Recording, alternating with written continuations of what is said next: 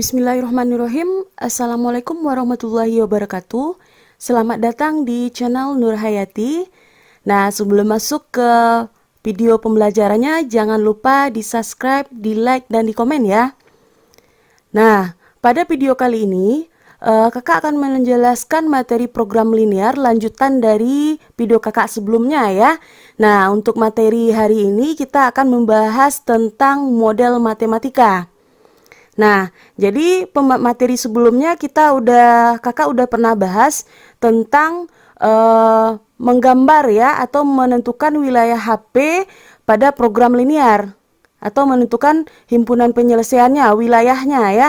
Nah, kemudian materi yang kedua kemarin juga sudah kakak jelaskan tentang nilai optimum. Nah, pada materi yang ketiga ini berkaitan dengan model matematika. Nah, disinilah aplikasi dari program linear. Nah, di mana kemarin sudah kakak jelaskan bahwasanya program linear ini berfungsi ya untuk yang namanya dalam dunia usaha. Baik skala besar maupun skala kecil, gimana kita dengan modal yang sedikit atau dengan modal yang kecil untuk mendapatkan keuntungan yang maksimal. Nah, disinilah aplikasinya dari program linear, yaitu model matematikanya. Nah, di mana model matematika ini, dia nanti kita membahas di sini, dia sudah ada dalam bentuk soal cerita ya. Di mana dari soal cerita ini, nah dari permasalahan yang ada, kita jadikan dia ke dalam bentuk model matematika.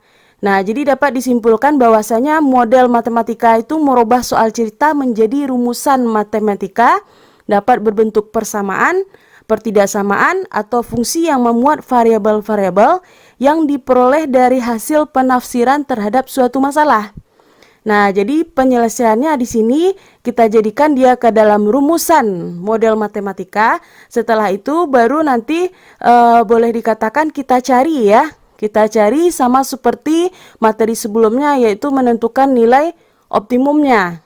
Nah, cuman bedanya di sini kita lebih ke aplikasi ya. Nah, biar materinya ini lebih lebih mudah dipahami. Nah, berikut langsung saja kita masuk ke contoh soalnya. Sebuah pesawat udara dapat membawa penumpang tidak lebih dari 48 orang. Setiap penumpang kelas utama boleh membawa bagasi 60 kg dan penumpang kelas ekonomi 20 kg. Pesawat hanya dapat membawa 1440 kg bagasi. Harga tiket kelas utama yaitu 1 juta dan harga tiket kelas ekonomi Rp500.000. Yang ditanya, buatlah model matematikanya dan tentukan fungsi objektif atau fungsi tujuan. Yang B, berapa masing-masing penumpang yang dibawa agar pendapatan sebesar-besarnya. Nah, jadi untuk menyelesaikan soal model matematika ini sama seperti pembahasan kita sebelumnya ya, mencari nilai optimum. Langkah-langkahnya sama, cuman di sini dia dalam bentuk soal cerita. Nah, menjadikan dia ke dalam model matematika sama seperti pembahasan waktu materi di SMP ya. Misalkan ada si A membeli sebuah pena, kemudian membeli sebuah pensil harganya sekian. Nah, itu dia jadikan dia dalam bentuk variabel ya, ada variabel X, ada variabel Y. Nah, jadi langkah pertama kita buat dulu model matematikanya ya. Oke, kita buat penyelesaiannya dulu. Oke, langsung saja di sini kita jadikan dia ke dalam bentuk model matematika ya. Di mana di sini kita misalkan misal X sama dengan penumpang kelas utama, kemudian Y penumpang kelas ekonomi. Oke, ini kita jadikan dia dalam bentuk variabel X dan variabel Y. Nah, di mana di dalam soal cerita ini bahwasanya pesawat tersebut membawa penumpang tidak lebih dari 48 orang. Berarti di sini dalam 48 orang ada penumpang kelas utama, ada penumpang kelas ekonomi. Berarti di sini dapat kita satu buah persamaan, yaitu penumpang kelas utama ditambah penumpang kelas ekonomi itu kecil sama dari 48 karena tidak boleh lebih dari 48 orang. Ini untuk persamaan pertama. Untuk persamaan yang kedua, bagasi, di mana di sini pesawat untuk membawa penumpang kelas utama itu dibolehkan membawa bagasi ada 60 kg, berarti 60 X ditambah bagasi yang boleh dibawa penumpang kelas ekonomi yaitu 20 Y. Nah, di sini pesawat hanya boleh membawa 1440 kg bagasi, berarti tidak boleh lebih dari 1440 kg bagasi. Nah, ini persamaan yang kedua. Karena di sini persamaan kedua ini dia angkanya besar, berarti boleh kita perkecil. Sama-sama kita bagi berapa dia? Bisa kita bagi berapa? Yaitu sama-sama kita bisa bagi 20. Nah, 60X dibagi 20 menjadi 3X. Kemudian 20Y dibagi 20 menjadi 1Y. Boleh tulis 1, boleh tidak ya. Kecil sama dari 1440 dibagi 20 yaitu 72. Nah, ini persamaan yang kedua yang setelah kita perkecil ya. Nah, setelah dapat kita persamaan ini, di mana X besar sama dengan 0, Y besar sama dengan 0. Karena tidak mungkin penumpang kelas utama dan kelas ekonomi ini lebih kecil dari 0 ya. Oke, setelah dapat kita persamaannya, sudah kita jadikan dia ke dalam bentuk model matematika. Nah, kemudian kita cari fungsi tujuannya. Oke, fungsi tujuan ya. Fungsi tujuan. Fungsi tujuan atau fungsi objektif namanya. Oke, tujuan. Nah, dari soal yang ada, yang menjadi fungsi tujuannya di sini apa? Yaitu harga ya, karena ini akan kita cari nanti untuk pertanyaan yang B, agar pendapatan maksimal atau sebesar-besarnya. Berarti di sini fungsi tujuannya untuk kelas utama harganya yaitu 1 juta. Berarti di sini 1 juta X ditambah kelas ekonomi 500 Y ya. Ini yang menjadi fungsi tujuan. Nah, setelah dapat kita fungsi tujuan, barulah nanti kita cari yang B. Gimana perusahaan penerbangan tersebut mendapatkan pendapatan yang sebesar-besarnya. Jadi berapa penumpang yang harus dibawa. Nah, langkah untuk mencari yang B ini sama seperti pembahasan di video KKN sebelumnya ya, yaitu tentang nilai optimum.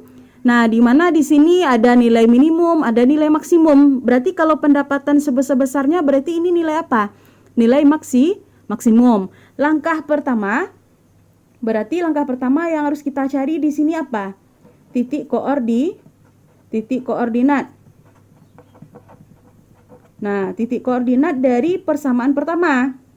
Persamaan pertama ada Y kecil sama dengan 48. Nah, langkahnya sama seperti kemarin ya, nilai optimum. Kita bikin sebuah tabel kecil. Nah, ada 3 kolom.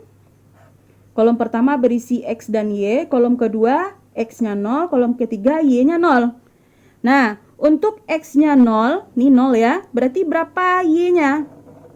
48 dibagi koefisien Y yaitu 1. 48 dibagi 1, 48. Kemudian kita masukkan Y-nya yang 0.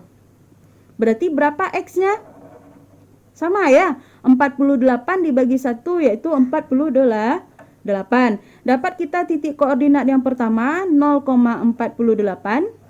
Titik koordinat yang kedua 48,0. Nah, begitu juga untuk persamaan yang kedua, yaitu 3X ditambah Y kecil sama dengan 72. Oke, kita bikin sebuah kolom di sini. Sama seperti langkah di atas ya. Nah, X, Y, kemudian 0. Nah, kita ganti X ini dengan 0. Berarti berapa Y-nya? 72 dibagi 1. 1 yaitu 72. Kemudian Y-nya yang 0, berarti berapa X-nya? 72 dibagi 3 berapa? Yaitu 24. Dapatlah kita titik koordinat yang kedua, 0,72, kemudian 24,0. Nah, setelah dapat kita titik koordinat, barulah kita bisa menggambarnya ke dalam koordinat kartesius.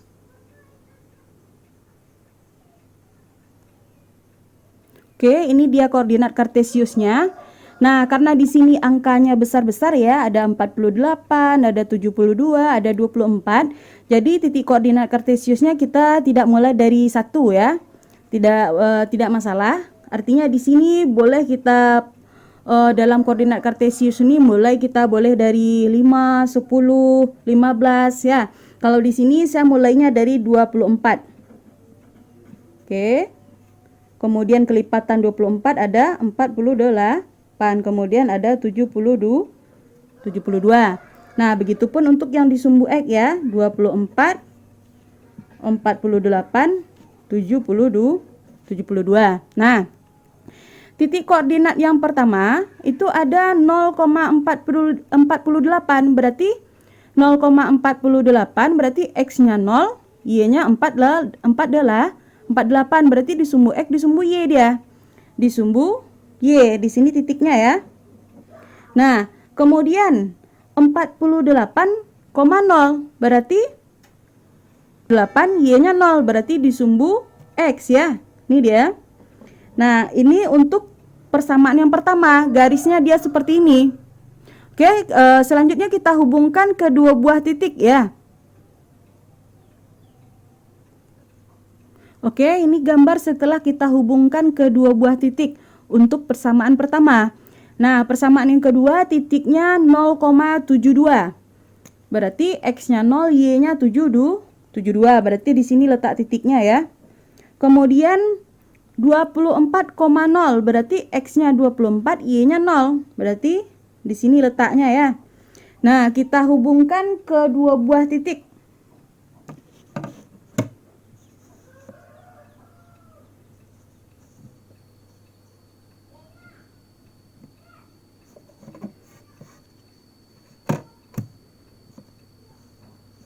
Susah ya.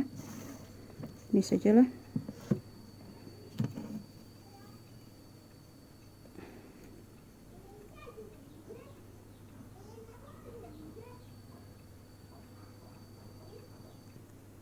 Oke, ini gambar persamaan yang kedua setelah dihubungkan ya. Nah, setelah kita masukkan dia ke dalam koordinat kartesius, sekarang kita menentukan wilayah HP-nya. Baik itu persamaan pertama maupun persamaan kedua pada gambar. Apakah arahnya nanti kita arsirnya ke atas atau ke bawah. Nah, bagi yang ragu untuk menentukan wilayah HP-nya, bisa kita cari dia dengan melakukan titik uji ya. Oke, titik uji. Di mana titik ujinya ini X-nya 0, Y-nya 0. Kita masukkan dia ke persamaan pertama. Nah, persamaan pertama apa? X ditambah Y kecil sama dengan 48. Nah, kita masukkan X-nya 0, Y-nya 0. Berarti di sini berapa? 0 ditambah 0 kecil sama dengan 48. Berarti 0 kecil sama dengan 48. Berarti betulkah 0 kecil dari 48? Betul ya, berarti di sini pernyataannya bernilai benar. Nah, kalau pernyataannya bernilai benar, berarti 0 masuk wilayah HP. Nah, kalau saya arsir kira-kira gambar 1 ini, saya arsir ke atas masuk nggak 0? Tidak ya, berarti karena 0 di sini masuk, berarti kita arsirnya arahnya ke bawah ya. Oke, kita arsir dia arahnya ke bawah. Untuk garis 1. Ini dia.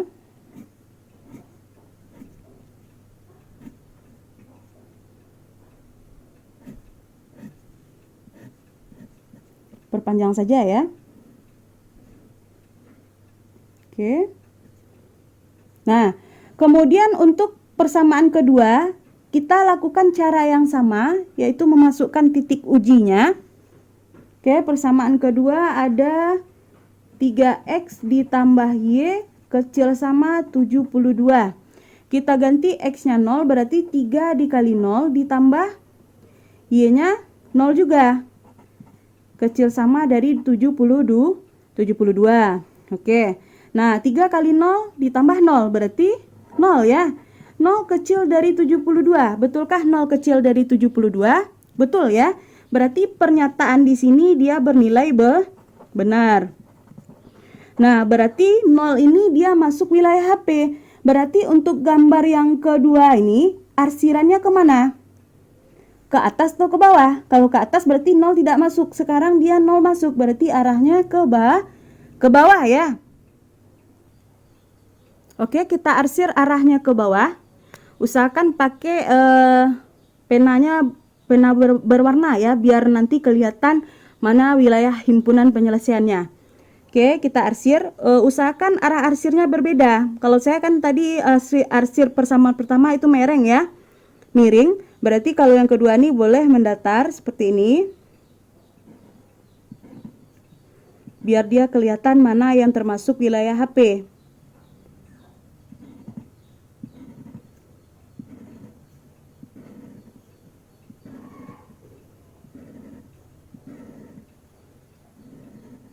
Oke, nah setelah saya arsir seperti ini, kira-kira wilayahnya yang mana yang sama kena arsir?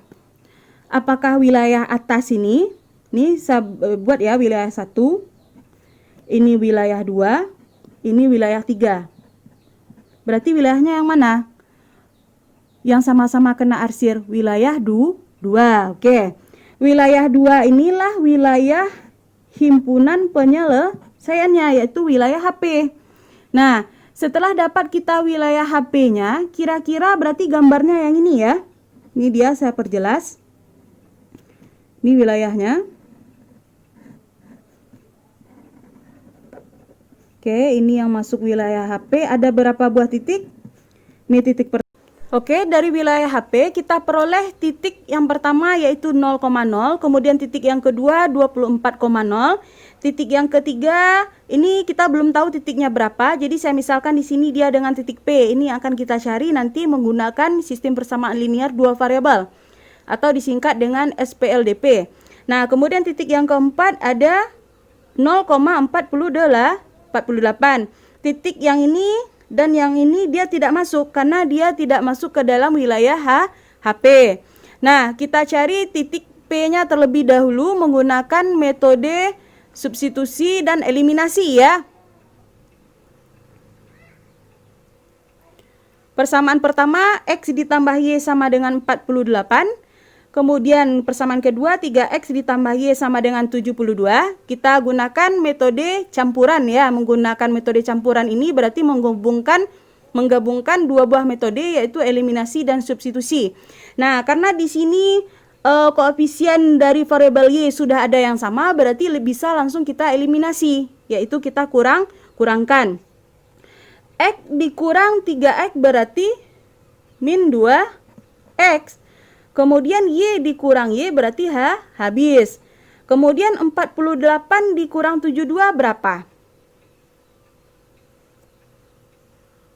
Oke, berapa? Minus 24 ya.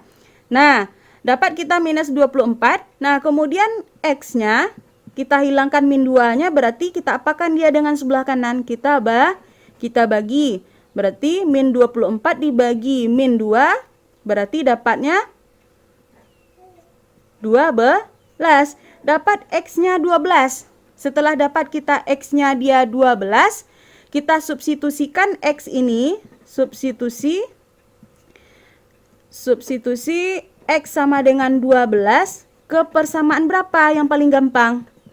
Boleh ke persamaan 1, boleh ke persamaan 2. Yang paling gampang yaitu persamaan 1 ya. Nah, persamaan 1 X ditambah Y sama dengan 48. kita ganti X-nya dengan 12. Nah, berapa Y-nya? Berarti 12 ini kita pindahkan ke sebelah kanan. 48 dikurang 12 berapa? Dapat 38 kurang 2, 6. Kemudian 4 dikurang 1, 36 ya. Dapat kita Y-nya 36. Berarti titik P-nya yaitu X, Y. X-nya 12, Y-nya 36. Nah, setelah dapat kita P, berarti dapatlah kita keempat titik koordinat dari wilayah HP ini. Langsung kita masukkan dia ke dalam tabel. Oke, ini dia tabelnya. Kita masukkan ke 4 titik tadi ya, titik dari wilayah HP. Ini dia. Ada yang pertama 0,0. Kemudian ada 24,0. Kemudian titik P-nya ada 12,36. Kemudian ada 0,48. Oke, ini 4 buah titik. Nah, kemudian yang menjadi fungsi tujuannya apa tadi? Yaitu fungsi tujuannya 1 juta X ditambah 500.000 Y ya. Nah, langsung kita masukkan titik pertama. 0,0 berarti X-nya 0, Y-nya 0. Berarti di sini 0. Kemudian kita di sini ada 24,0 berarti kita ganti X-nya dengan 24, berarti 1 juta dikali 24. Dapat hasilnya di sini 24 juta. Nah, ditambah, kita masukkan Y-nya 0, berarti ditambah 0, berarti 500 dikali 0 berarti 0 ya, tetap berarti 24 ditambah 0 tetap 24 juta. Nah, kemudian kita masukkan untuk yang 12,36. Yang 12,36 ini sama seperti ya titik yang sebelumnya, kita ganti X dan Y-nya dengan 12 dan 36. Berarti di sini apa? Oke, kita kalikan saja. 1 juta kali 12 berarti 12 juta ditambah 500.000 dikali 36 berarti 18 juta. 18 juta ditambah 12 juta berapa? 30 juta. Oke. Nah, kemudian 1 juta dikali 0, 0 ya. Kemudian 500.000 dikali 48 berapa? 24 juta. Nah, dari hasil ini, karena yang ditanya tadi di sini adalah berapa masing-masing penumpang yang dibawa agar pendapatan sebesar-besarnya. Berarti di sini pendapatan yang paling besar yang berada di titik koordinat berapa? Yaitu 30 juta. Ini pendapatan yang paling tinggi. Nah, karena di sini 30 juta dia berada di X sama dengan 12 dan di Y sama dengan 36, berarti di sini karena kita misalkan X-nya dengan penumpang kelas utama tadi ya, berarti penumpang yang dibawa agar pendapatan maksimal kita peroleh di sini X-nya yaitu 12, kemudian Y-nya yaitu 36. Dapatlah di sini bahwa penumpang kelas utama yaitu 12 orang. Nih ya. Penumpang kelas utama ada 12 orang, kemudian penumpang kelas ekonomi ada 36 orang. Nah, inilah penumpang yang dibawa agar pendapatan maksimal. Nah, bagi adik-adik yang ingin melihat sejauh mana pemahamannya tentang materi program linear ini, silakan kerjakan latihan berikut ini. Oke, sampai di sini dulu untuk video kali ini ya. Tunggu saja video pembelajaran berikutnya. Oke, cukup sampai di sini. Assalamualaikum warahmatullahi wabarakatuh.